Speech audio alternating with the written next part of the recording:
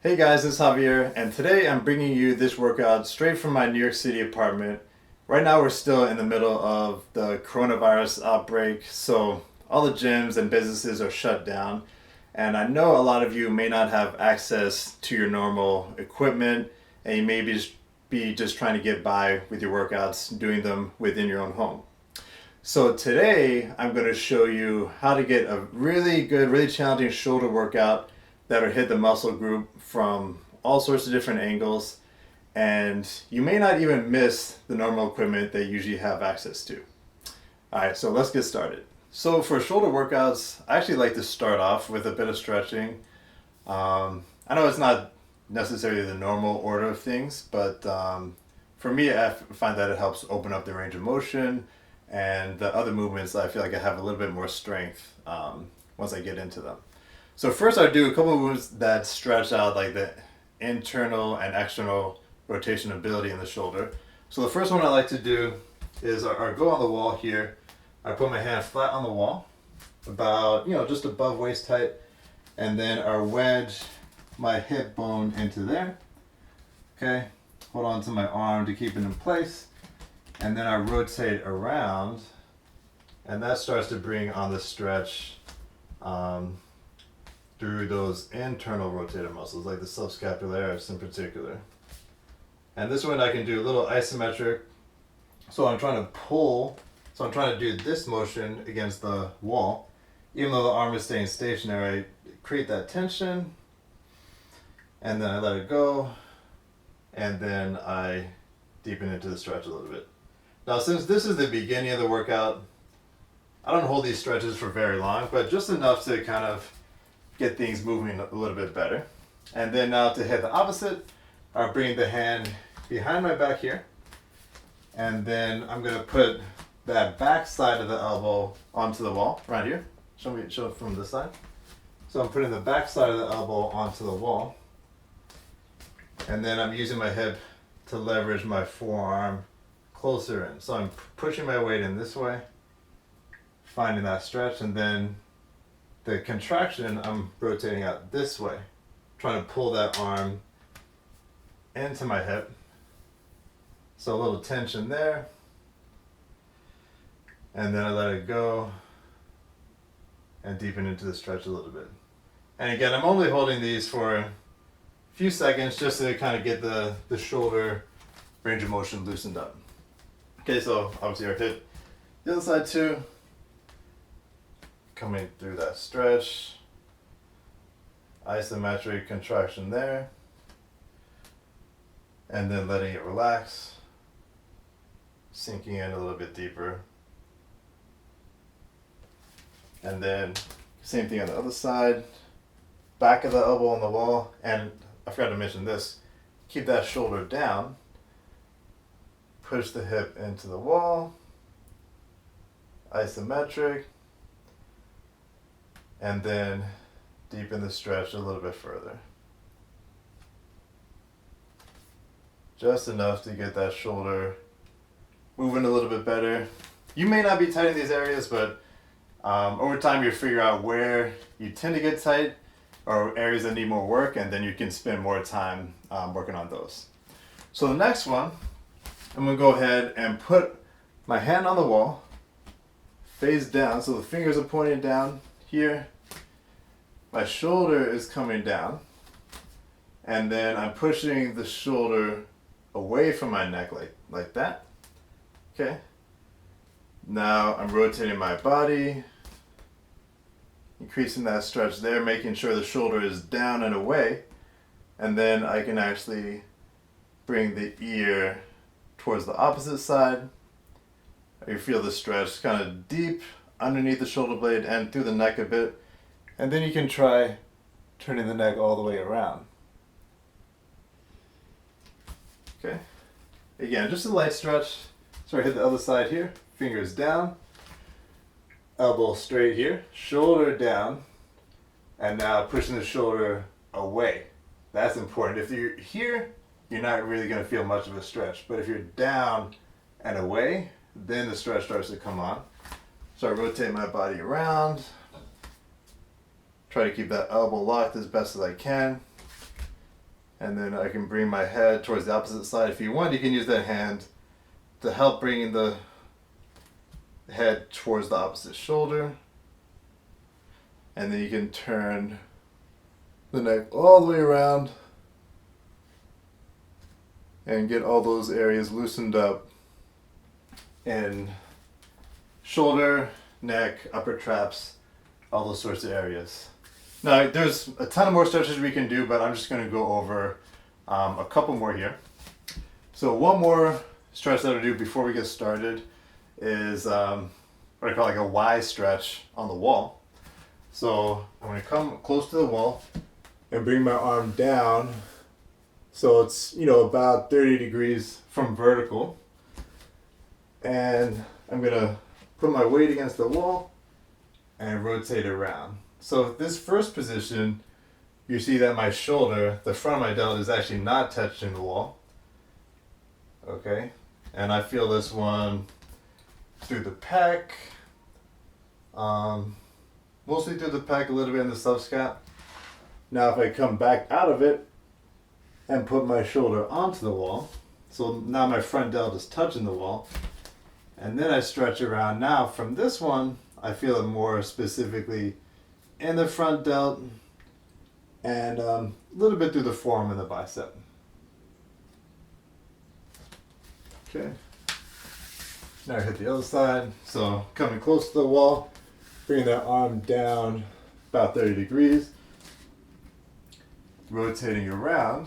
So the first position, I like to do it with the shoulder rotated back. So the delt is not touching the wall. And then I come back with the shoulder touching the wall and to hit a little bit different spot, more so in the front delt compared to the last stretch. You might feel these stretches in slightly different areas. If you are tight in different areas, you don't have to stick with this one variation. You can go lower down, you can go perpendicular, all kinds of different spots. These are just what tends to help me the most, but feel free to experiment a little bit and get to know which areas are restricted and which will help you increase your strength once you start the strength exercises. All right, so the next exercise we'll do mainly as a warm-up exercise, I do call wall slides. A lot of you are probably familiar with this one, maybe especially if you've done any physical therapy exercises in the past. But this one I like to do seated on the wall. So you see my back here is all the way against the wall. I got this little ledge here, so it's not ideal, but you want to get as close to the wall as possible. So back, everything is against the wall. And triceps and elbows back, and as best as you can, try to get the wrist back to the wall. So don't bend the hands like this, because then you see you have that little gap there. Try to get them even further back. Okay, so even if you have the wrist curled forward, that's okay. And now keeping everything as flat to the wall as possible, you want to slide the arms up, and as best you can, try to lock the elbows and bring the hands together, and then bring them back down slowly. Okay? Hopefully you don't have a brick wall in your house, so it's not quite so rough. But either way, you want to try to get that full extension and then come back down. And what you don't want to do is try to arch the back away. So what you don't want to happen is to slide up here and then you're arching away and the back is moving away from the wall. You want to try to keep that flat and keep as many contact points as you can. So you want to go slow in both directions, pulling back against the wall, and about 10 slow reps or so should be good to get the shoulders and upper back starting to get warmed up. All right, so for the next movement, we'll do some wall walks. For those of you who have a wall that you can put your feet on and go up and down. I'll show you an alternative right after this if that's not available to you. But the wall walks, they work on building that shoulder and arm strength and keeping the arms extended overhead. And they can help build up your endurance for handstand type work, overhead pressing, And it's actually just good for building up the size in the shoulders, especially if you're used to doing dumbbell presses and maybe you struggle with being able to lock out the arms all the way at the top, or let's say you do barbell presses but you tend to use a wider grip. These will help to strengthen that part of the shoulder when it's closer and overhead. So there's a lot of different variations you can do on this. I'm just going to show you a basic version, and then you can kind of use your creativity from there. So what I recommend is starting shoulder width, okay? So if anything, err on the side of being a little bit more narrow, and it's going to be a little bit more challenging. The wider grip is just not really going to engage the shoulders quite as to the same degree once you're at the top. So start with a little bit slightly more narrow than shoulder width. Okay, so now I have my space on the wall. Gonna step up. Now try not to step up too high because you want to do the work walking up using small steps from your arms. So keeping the elbows straight, small steps here, and you're gonna walk in as close to the wall as you can, holding yourself straight. You can do a little pause here, and then slowly walk your way back down. Okay, come back down. Here you can add a push-up.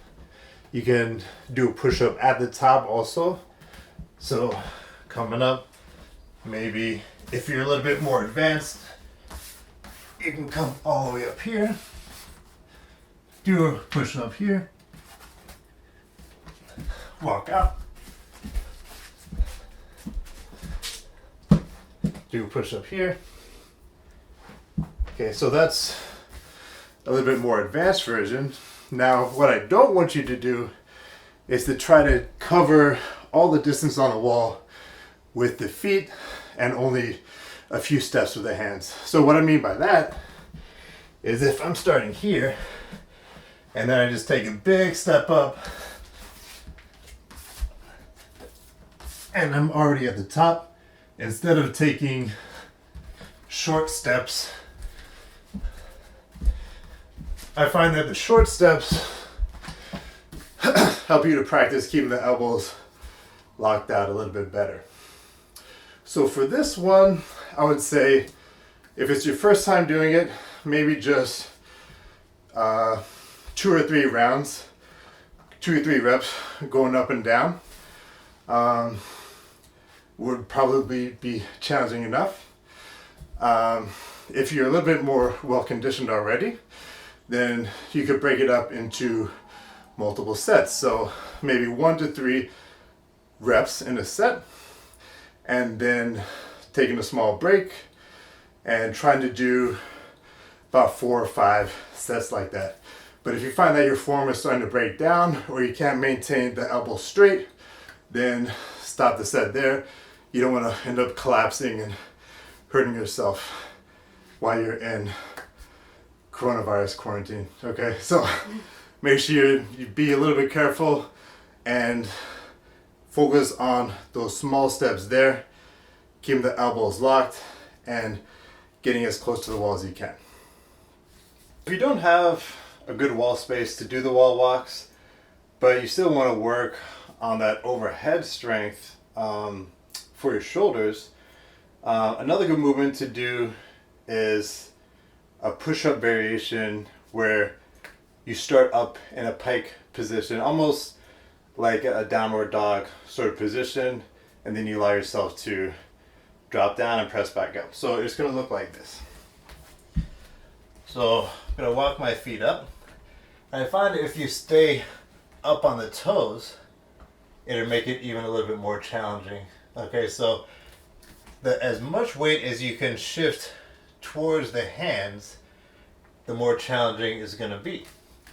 So if I'm coming up, I'm shifting my weight towards my hands, I'm up on my toes, and I'm coming down basically into a headstand and then pressing back up. Okay, so You can do reps where you just kind of tap and go. You can come into a pause, relax for a second, and then press back up. But they're all good variations to work on. If you can't quite get all the way down, then just doing some partial range, still effective as well.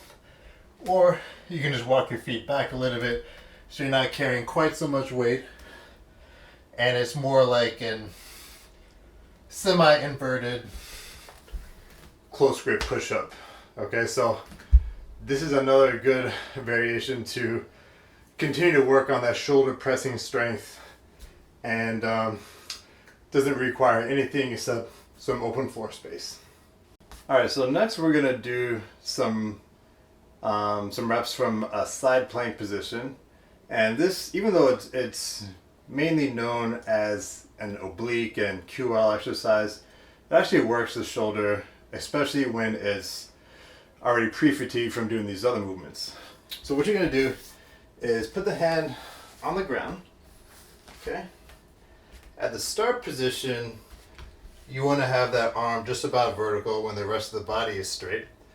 Okay, so at the top, you see I'm not collapsed here. You wanna press away, just like we did in that first stretch, okay? Or the stretch in the beginning. So pressing away, then I'm letting my hips come down, stretching, so I get a nice stretch through here and even up through the lat a little bit. So my hips are almost on the ground, and in this position, I do let my shoulder raise up. Then I bridge up, push through the shoulder, at the same time contracting the obliques there, and dropping back down. So in this one, the important thing is to get as much range at the bottom and the top as you can. I like to keep my feet one right in front of the other. The bottom leg is forward. You can also go both feet on top of each other here, or if you're having some trouble balancing, you can split them apart a little bit wider. So just so you can see from the other side, so here your arm is vertical. Find my start position, stretch down as low as I can, and bridge up and squeeze. And mirror this one, I think it's better to focus on the range of motion than it is on how many reps you're doing. Okay, because at the bottom and the top is where you really feel this movement the most. And that little push and extension at the top, that's where the shoulder is doing the most work. And obviously the obliques and the QL, a little bit of the low back, are getting strengthened as well. So for this next movement, we're gonna do some bent over shoulder front raises. Now I'm actually gonna use just a broomstick handle for this. If you have a traditional weight, dumbbell, or some weight plates, or even you can just have a towel that you hold together with the arms there. Any of those things will work because you really don't need a ton of weight for this one if you're doing them strictly. So what you're gonna do, and this by the way is gonna work all through the length of the back as well. So you're gonna lean forward so that your back is about parallel to the ground. You can have a slight bend in the knees. You can straighten them out more, whichever feels more comfortable. So for this one, I'm gonna start out about shoulder width here. My head is gonna stay down, and I'm just gonna work on raising up here, getting a hold, and coming back down. So since we're not using a ton of weight, we're gonna be doing a longer set, more reps here. So when you're doing this on your own, you could do something like 20, 30 reps or something like that.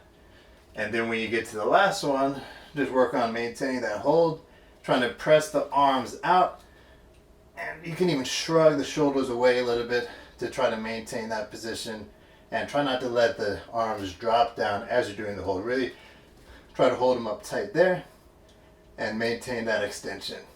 Okay, so this is a great exercise to do towards the end of your shoulder workout, since the shoulders will already be fairly fatigued from the other movements, and you only need minimal weight with this one. In fact, you can even really do it just with the arms themselves. The thing that you want to keep in mind is making sure the arms don't start drifting apart out to the side. You still want to keep them close and work on maintaining that straight arm position. Okay, so fortunately I do have some dumbbells at home. If you don't have dumbbells, not a big deal. You can use any kind of an improvised weight, a bag of rice, some big cans or something like that. If you have a lighter weight, obviously you can just do higher reps to compensate for not having as much resistance. These dumbbells are actually fairly heavy. I think they're about 12, 13 pounds, even though they're just the handles. But again, you don't need a lot of weight for this. It's more about keeping the technique strict and just extending the set so that you fatigue the muscle fibers sufficiently. So this first movement I learned as a W press. So basically you come up, keep the arms bent, and then you're dropping down to the sides until the hands are about shoulder level, but the elbows are staying bent, and you come back up here. So that kind of works that top range of motion in the shoulders. And if you kind of slow it down when you get into that bottom range where you have more tension, that'll help fatigue the muscles a little bit quicker there. And so for this one, once I reach that fatigue point coming overhead, and again, depending on the weight you're using, you might need to do 30, 40, 50 reps, but that's totally fine. The shoulders I find respond well to using lots of different rep ranges. So immediately after that, I like to drop into a kind of like a superset for the lateral raise. So for the lateral raise, what I like to do is lean slightly forward here, so that puts the tension a little bit more onto the lateral delt and make sure I'm not letting the front delt take over. So slight lean forward, slight bend in the elbows, and I'm coming out this way. And as best as you can, if you can avoid shrugging up, that's a little bit better because that tends to let the upper traps take over. So I'm trying to keep my shoulders down, and I think, let me move my arms away from the sides, down and away, and then arc up. It's not a straight up movement because then you tend to use the traps. Okay, so I'm right here, down and away, and I'm trying to keep my shoulders down. So I'll show you what it looks like from the side here. Little bend in the knees, a little bit of a lean forward, and trying to keep my shoulders down here. Okay, so if you want to hit, if maybe you're lacking in the rear delts, then you can obviously use much more of a forward lean. So that one, I might be close to parallel to the floor. And for this one also, hands forward. Okay, if you bring the hands back here, then you're going to tend to use a lot of the lats, which is not bad, but if the rear delt is the weakness, then they're never going to get stronger if you keep letting the lats take over when you're doing those reverse flies. So bring the hands forward. I like to say, if my eyes are looking straight down here, then I'm going to have my hands right underneath my eyes. So I'm going to raise out to the side here, and that's going to keep that tension in the correct area for what I'm trying to work. Okay, and again, these can be high reps, basically going to failure, and depending on what you want to emphasize, you can use that parallel grip, you can use a pronated grip here, the palms down, you can even use a palms up grip. All of them are going to affect the way the shoulder and the upper back is working in the movement. So try out different variations, and the one that you struggle most with, is probably the one that you should be working on. Alright, so that's it for today's shoulder workout. I hope you learned something new that you can apply to your own workouts. And just remember, don't let this situation or the lack of a gym keep you from continuing to make good progress in your strength training. Alright, so give it a shot and let me know how it goes for you.